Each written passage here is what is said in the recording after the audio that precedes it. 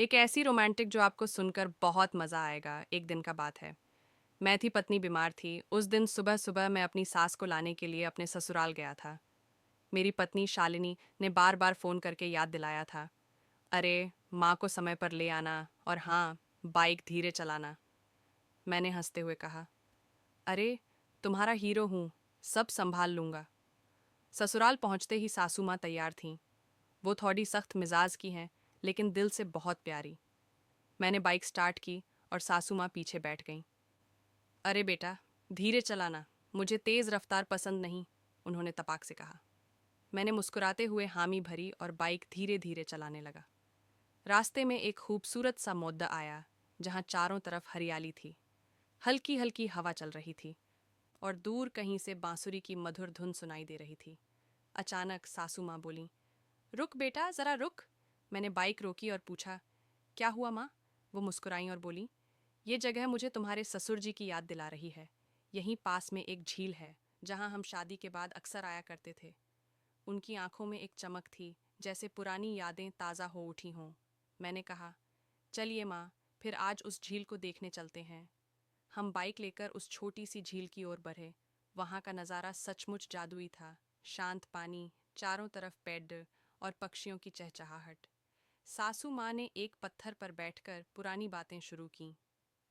तुम्हारे ससुर जी बड्ढे रोमांटिक थे, उन्होंने हंसते हुए कहा। एक बार यहीं मुझे गुलाब का फूल लाए थे और कहा था, तुम मेरे लिए इस झील से भी ज्यादा खूबसूरत हो। मैं उनकी बातें सुनकर मुस्कुरा रहा था। तभी मेरी नज़र एक गुलाब के फूल पर पड्ढी, जो पास के झाड़ी में उगा था। मैंने फूल तोड़ा और सासू माँ को देते हुए कहा, माँ, ये आपके लिए, ससुर जी की तरह। वो हंस पड्ढी और बोली, अरे, तू तो मेरे पति से भी 2 कदम आगे निकला। उसी पल मेरा फोन बजा। शालिनी थी। कहाँ रह गए तुम दोनों? उसने पूछा। मैंने हंसते हुए कहा, बस सासू माँ को उनके पुराने रोमांस की याद दिला रहा हूँ। सासू माँ ने फोन छीनकर कहा, शालिनी, तेरा पति तो कमाल का है, मेरे लिए गुलाब तक ले आया। घर पहुंचते पहुंचते सासू माँ और मेरी बॉन्डिंग कुछ और गहरी हो गई थी। शालिनी ने दरवाजे पर हमें देखा और मजाक में कहा, लगता है माँ को तुमने मुझसे ज्यादा इम्प्रेस कर दिया। मैंने पलट कर कहा, अरे, रोमांस तो मैंने तुमसे ही सीखा है मेरी जान। और उस दिन के बाद वो झील हमारी फैमिली की फेवरेट पिकनिक स्पॉट बन गई, जहाँ हम अक्सर पुरानी यादों को ताज़ा करने और नई यादें बनाने जाते हैं। ठीक है, चलिए कहानी को और रोमांटिक और थोड़ा भावनात्मक मोड़ देते हुए आगे बढ़ाते हैं। झील का वादा और एक नई शुरुआत। उस झील की हर सैर हमारे लिए एक नया अध्याय बन रही थी। शालिनी और मैंने तय किया कि हर साल हम उस जगह पर जरूर आएंगे, चाहे जिंदगी कितनी भी व्यस्त क्यों न हो। लेकिन इस बार कुछ ऐसा हुआ जो हमारी कहानी को और गहरा कर गया। कुछ महीने बाद एक सुबह शालिनी ने मुझे गंभीर चेहरा बनाकर बुलाया। सुनो, मुझे तुमसे कुछ जरूरी बात करनी है, उसने कहा। मेरे दिल की धड़कन थोड़ी तेज हो गई। उसका चेहरा देखकर लगा कि बात कुछ गंभीर है। मैंने पूछा, क्या हुआ जान, सब ठीक तो है? वो मुस्कुराई और बोली, हाँ, सब ठीक है, बल्कि बहुत ख़ास है। हम मम्मी पापा बनने वाले हैं। मेरी खुशी का ठिकाना न रहा।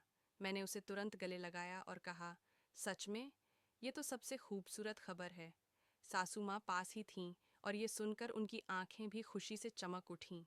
उन्होंने कहा, बेटा, अब तुम्हारी जिम्मेदारी और बढ़ गई।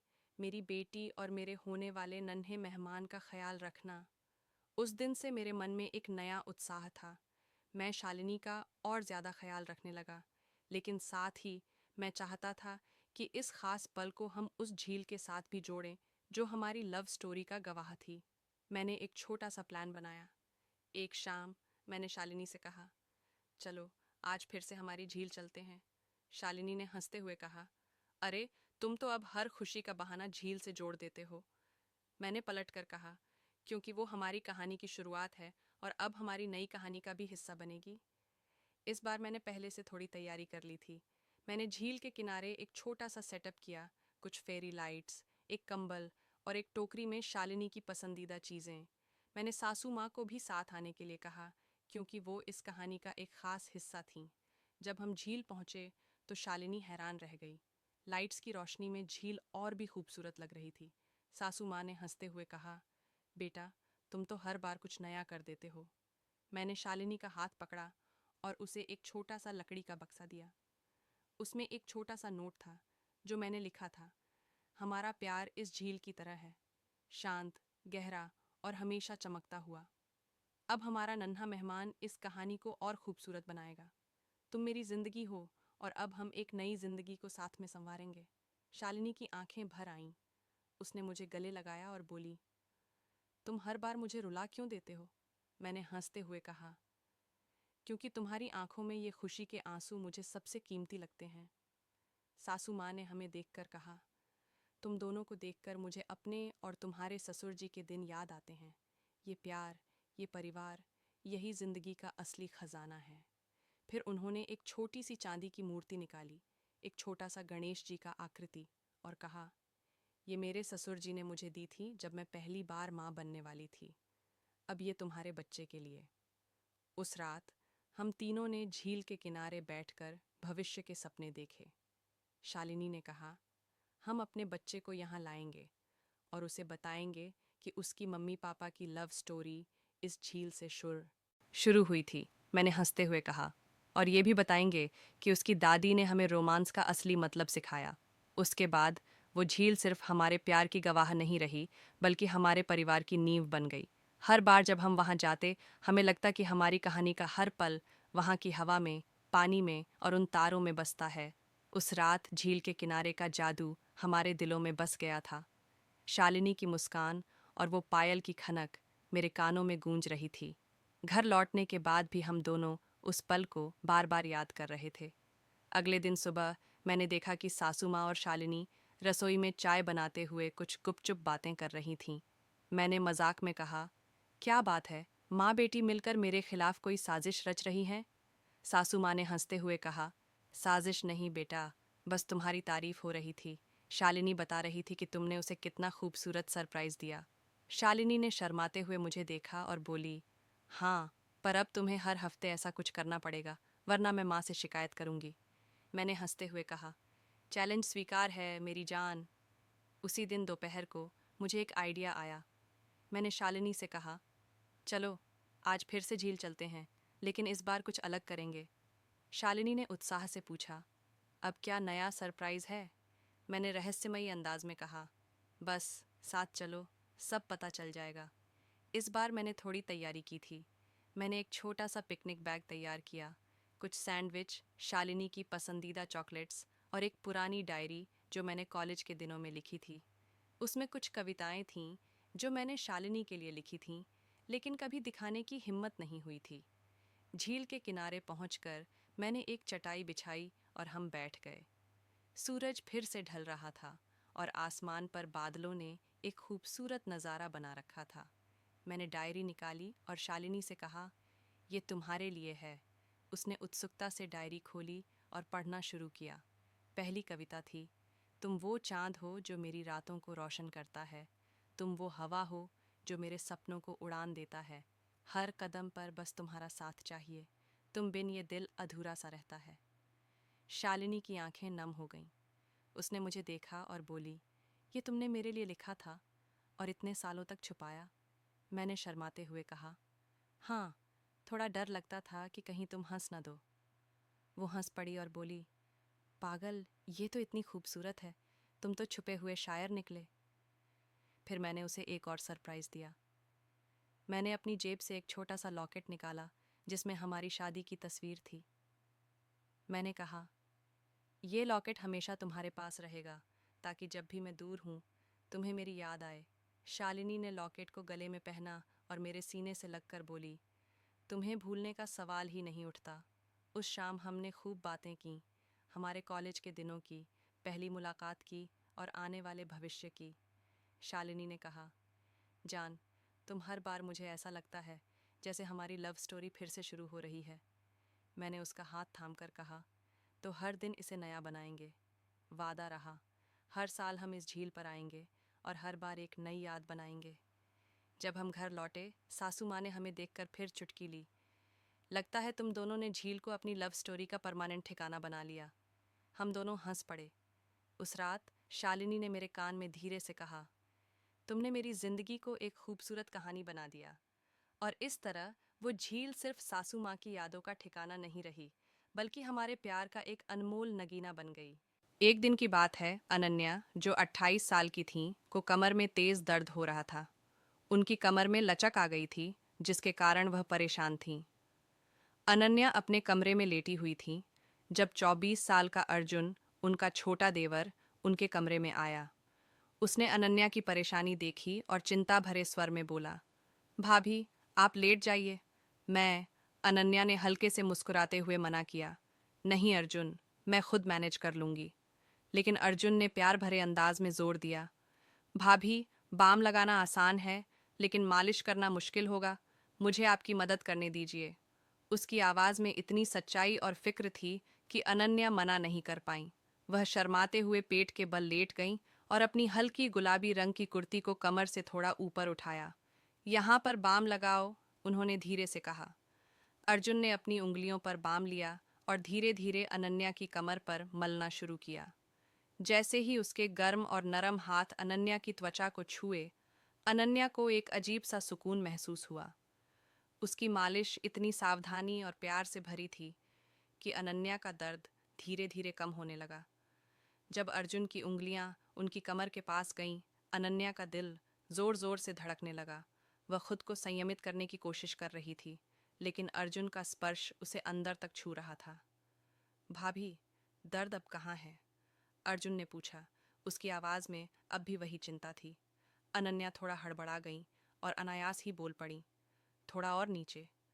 अर्जुन ने सावधानी से बाम को और नीचे लगाना शुरू किया। उसकी उंगलियां अनन्या की त्वचा पर धीरे धीरे फिसल रही थीं और हर स्पर्श के साथ अनन्या को एक अनजानी सी गुदगुदी महसूस हो रही थी। भाभी, अगर आप सलवार को थोड़ा और नीचे कर लें तो बाम अच्छे से लग जाएगा, अर्जुन ने धीरे से कहा। अनन्या थोड़ा झिझकी, लेकिन फिर उन्होंने हल्के से सलवार को नीचे सरकाया। सलवार का नाड़ा बंधा होने के कारण वह ज्यादा नीचे नहीं गई, लेकिन अर्जुन की मालिश अब और गहरी हो गई थी। भाभी, आपकी त्वचा कितनी मुलायम और चमकदार है, अर्जुन ने तारीफ करते हुए कहा। उसकी आवाज में एक मासूमियत थी जो अनन्या को और शर्मा रही थी।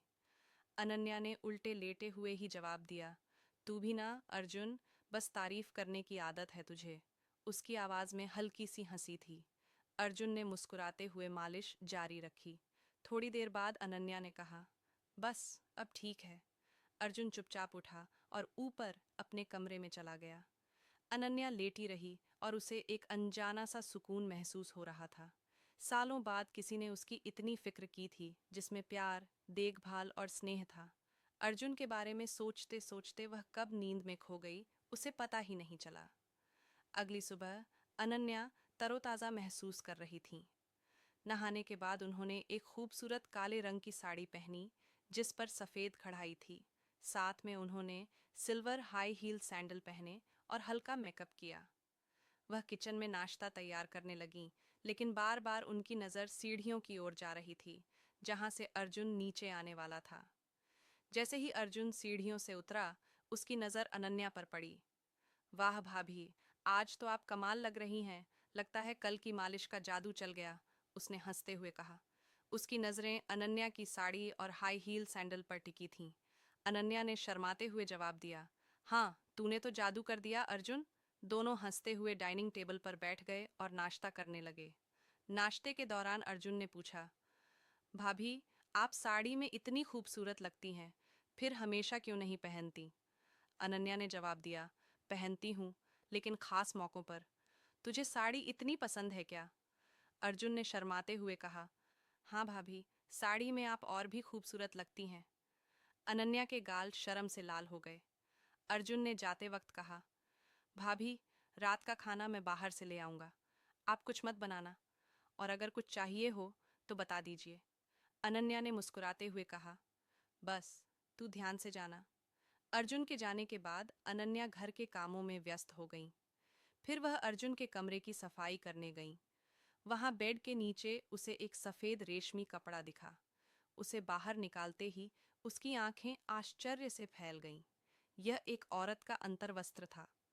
अनन्या ने उसे ध्यान से देखा और समझ गई कि यह शायद किसी और का हो सकता है। उसे कुछ दिन पहले की घटना याद आई जब अर्जुन का दोस्त रोहन और उसकी गर्लफ्रेंड रीना इस कमरे में थे। अनन्या ने कपड़े को एक तरफ रख दिया और सफाई पूरी की। तभी दरवाजे पर दस्तक हुई। पड़ोस की कोमल भाभी, जो 35 साल की थीं और एक ब्यूटी पार्लर चलाती थीं, वहां खड़ी थीं। अनन्या ने जल्दी से कमरा बंद किया और कोमल के साथ बैठकर गपशप करने लगी। कोमल के जाने के बाद अनन्या ने फिर से नहाने का फैसला किया। अर्जुन ने साड़ी का जिक्र किया था, इसलिए उन्होंने एक गहरी नीली रंग की साड़ी पहनी और सिल्वर हाई हील सैंडल। शाम 4 बजे अर्जुन घर लौटा। जैसे ही अनन्या ने दरवाज़ा खोला, अर्जुन उसे देखता रह गया। भाभी, आप तो आज साड़ी में किसी अप्सरा जैसी लग रही हैं, उसने तारीफ की। अनन्या ने हंसते हुए कहा, बस तू भी ना। अर्जुन रात का खाना लेकर आया था। उसने कहा, भाभी, मैं फ्रेश होने जा रहा हूँ, आप एक गिलास शरबत बना दीजिए। अनन्या ने शरबत बनाया और अपने बेडरूम में ले आई, जहाँ कूलर चल रहा था। अर्जुन एक टी शर्ट और शॉर्ट्स में नीचे आया और कुर्सी पर बैठ गया। अनन्या बेड पर टांगें लटकाकर बैठी थीं। दोनों इधर उधर की बातें करने लगे। अर्जुन ने पूछा, भाभी, कमर का दर्द अब कैसा है? अनन्या ने मुस्कुराते हुए कहा, अब तो बिल्कुल ठीक हूँ। तेरी मालिश का कमाल है। अर्जुन ने शरबत का गिलास रखते हुए कहा, चलो एक बार और मालिश कर देता हूँ, ताकि आप और बेहतर महसूस करें। अनन्या ने मना किया, लेकिन अर्जुन ने जोर दिया। आखिरकार अनन्या मान गई। अच्छा, पहले सैंडल उतार दूं? उन्होंने पूछा।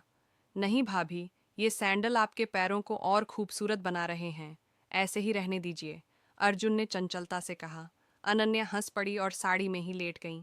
अर्जुन ने बाम लिया और उनकी कमर की मालिश शुरू की। अनन्या ने मजाक में पूछा, अर्जुन, तुझे मेरी हाई हील सैंडल इतनी पसंद क्यों हैं? अर्जुन शर्माते हुए बोला, भाभी, मुझे लगता है कि ये आपके व्यक्तित्व को और निखार देती हैं। मालिश के दौरान अर्जुन ने कहा, भाभी, साड़ी को थोड़ा ढीला कर लें ताकि मालिश अच्छे से हो सके। अनन्या ने हल्के से साड़ी ढीली की, लेकिन तभी उन्हें थोड़ा असहज महसूस हुआ।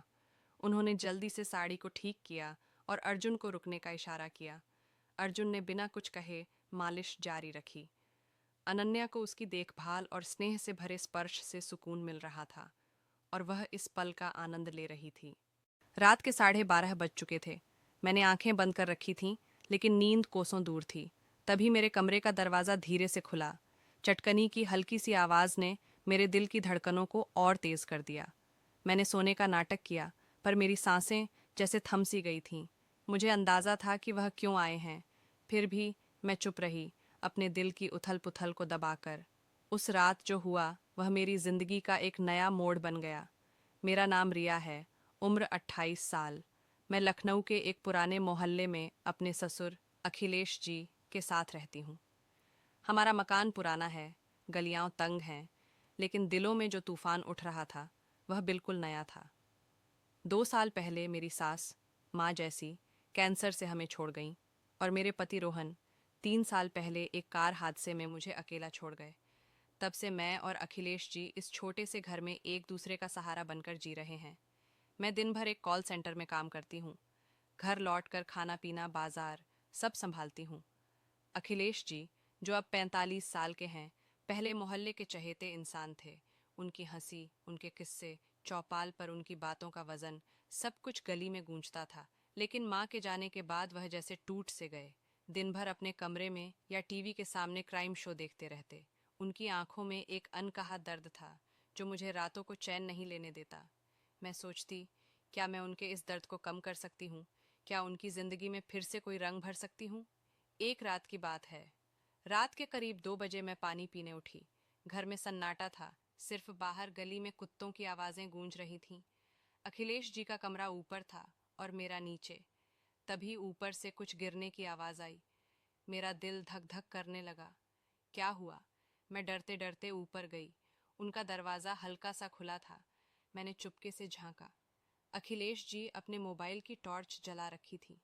उनके एक हाथ में मोबाइल था और वह कुछ देख रहे थे, शायद कोई पुरानी तस्वीर या वीडियो। पास में रखा गिलास अचानक जमीन पर गिर गया, लेकिन वह इतने खोए हुए थे कि उन्हें भनक तक नहीं लगी। मैं चुपचाप उन्हें देखती रही। उनकी आंखों में एक उदासी थी, लेकिन साथ ही एक अजीब सी तड़प भी। कुछ देर बाद उन्होंने मोबाइल साइड में रखा और लेट गए। मैं धीरे से नीचे अपने कमरे में लौट आई। उस रात जो मैंने देखा उसने मेरे दिल में हलचल मचा दी। अखिलेश जी अकेलेपन से जूझ रहे थे, लेकिन अपने दर्द को छिपा रहे थे। मैं सोचने लगी, क्या मैं उनके लिए कुछ कर सकती हूँ? क्या मैं उनके दिल में वो खोया हुआ सुकून ला सकती हूँ? अगली सुबह मैंने फैसला किया कि कुछ तो करना होगा। मैंने उनके लिए उनकी पसंद का मसाला डोसा बनाया और साथ में फ़िल्टर कॉफ़ी। जब मैंने उनके सामने परोसा, वह चौंक गए। रिया, ये सब इतनी सुबह? मैंने हंसकर कहा। अखिलेश जी, आपकी वो पुरानी वाली मुस्कान लाने के लिए ये डोसा तो छोटी सी बात है। वह हल्का सा मुस्कुराए और मेरे दिल को जैसे ठंडक मिल गई। उस दिन के बाद मैंने उनके साथ वक्त बिताना शुरू किया। कभी उनके पुराने दोस्तों को घर बुलाया, कभी शाम को उनके साथ गली में टहलने निकली। एक दिन जब मैं रात को खाना बना रही थी, उन्होंने अचानक कहा, रिया, तू मेरे लिए बेटी जैसी है, लेकिन तेरा दिल क्या कहता है? तू भी तो अकेली है ना? उनकी बात मेरे दिल को छू गई। मैंने धीरे से कहा, अखिलेश जी, अकेलापन तो हम दोनों का है। शायद हम एक दूसरे के लिए वो कमी पूरी कर सकते हैं। एक शाम जब मैं कॉल सेंटर से लौटी, अखिलेश जी आंगन में कुर्सी डालकर बैठे थे। मैं उनके पास गई और बोली, अखिलेश जी, आपको याद है आप कहाँ करते थे कि ज़िंदगी एक गाना है जो हर धुन में बहता है? वह मुझे देखकर बोले, हाँ, पर अब तो मेरा गाना जैसे थम सा गया है। मैंने उनका हाथ पकड़ा और कहा, तो चलिए हम इस गाने में नई धुन जोड़ते हैं। हम एक दूसरे के लिए वो संगीत बन सकते हैं। उस रात जब घर की बत्तियां बुझ गईं, मैंने देखा कि अखिलेश जी मेरे कमरे के पास खड़े थे। उनकी आंखों में हिचक थी, लेकिन एक गहरी चाहत भी। मैंने पूछा, अखिलेश जी, सब ठीक? वह चुप रहे, फिर धीरे से बोले, रिया, तूने आज जो कहा वो मेरे दिल में उतर गया। मैं तुझ में अपनी बेटी देखता हूँ, लेकिन शायद कुछ और भी। मेरी सांसें तेज हो गईं। मैंने हल्के से कहा, अखिलेश जी, हम दोनों ने बहुत कुछ खोया है, लेकिन शायद हम एक दूसरे में वो खुशी ढूंढ सकते हैं जो हमें चाहिए। लोग क्या कहेंगे, ये सोचकर जिंदगी थमती नहीं। उन्होंने मेरा हाथ थामा। उनकी हथेली में एक गर्माहट थी जो मेरे दिल तक उतर गई। वह बोले, रिया, ये रास्ता आसान नहीं।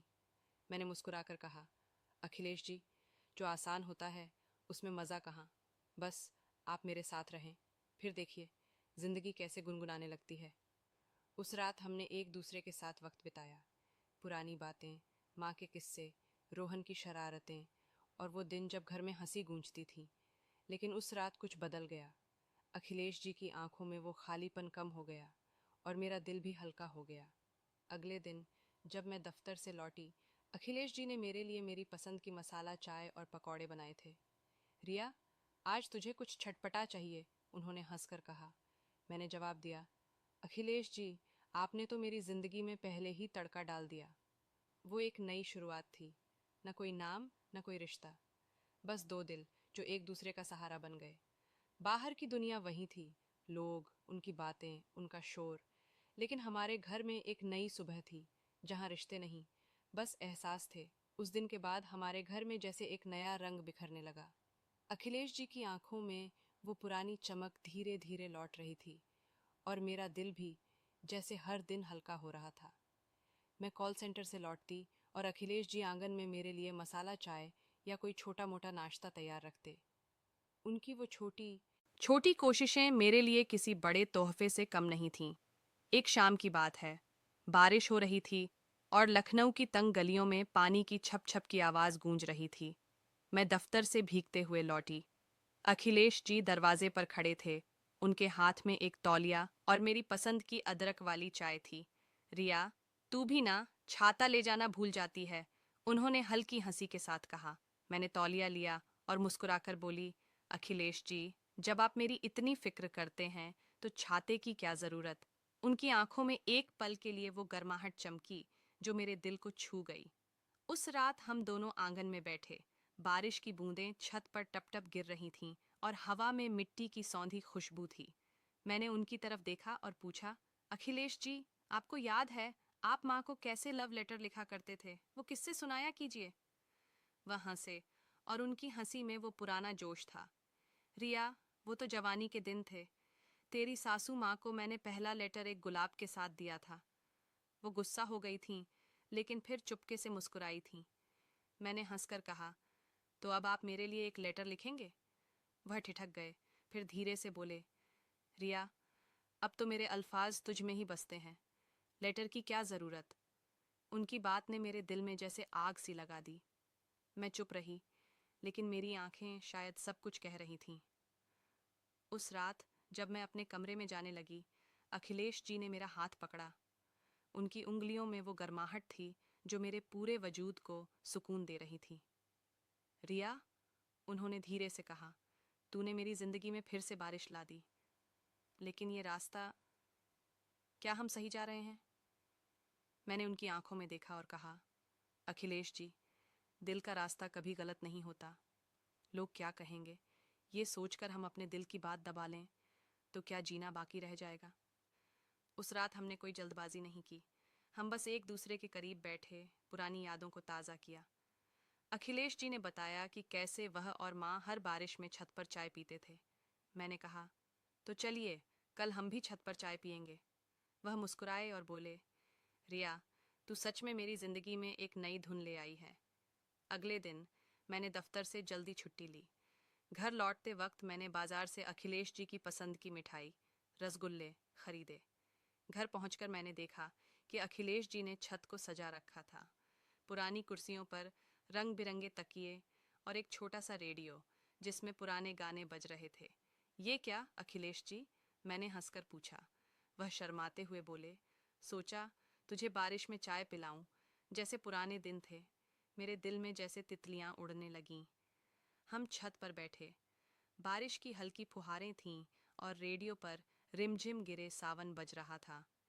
मैंने उनकी तरफ देखा और कहा, अखिलेश जी, ये मेरी जिंदगी के सबसे खूबसूरत पल हैं। उन्होंने मेरी आंखों में देखा और धीरे से कहा, रिया, तू मेरे लिए सिर्फ बेटी नहीं, मेरे दिल की धड़कन बन गई है। उनकी बात सुनकर मेरी आंखें नम हो गईं। मैंने उनका हाथ थामा और कहा, तो फिर ये धड़कन कभी रुकने न दें। उस रात जब हम छत से नीचे आए, अखिलेश जी ने मेरे माथे पर एक हल्का सा चुंबन दिया। वो पल इतना कोमल, इतना पवित्र था कि मेरे दिल में जैसे सारी दुनिया की खुशी समा गई। हमने कोई सीमा नहीं लांघी, बस एक दूसरे के दिलों को थाम लिया। अगले कुछ हफ्तों में हमारा रिश्ता और गहरा हो गया। अखिलेश जी फिर से गली की चौपाल पर अपने दोस्तों के साथ हंसने लगे। मैं जब दफ्तर से लौटती तो वह मेरे लिए कोई नई रेसिपी बनाकर रखते। एक दिन उन्होंने मेरे लिए एक छोटा सा गुलाब का पौधा लाकर कहा, रिया, ये तेरा है, जैसे तूने मेरे सूखे हुए दिल में फिर से फूल खिलाए। मैंने वो पौधा लिया और उनकी आंखों में देखकर कहा, अखिलेश जी, ये फूल हम दोनों का है, हम इसे साथ मिलकर खिलाएंगे। बाहर की दुनिया में लोग अब भी बातें करते थे। कुछ ने हमें स्वीकार किया, कुछ ने नज़रें फेर लीं, लेकिन हमारे छोटे से घर में एक नई दुनिया बस रही थी, जहाँ न कोई नाम था, न कोई रिश्ता, बस दो दिल थे जो एक दूसरे की धड़कन बन गए थे।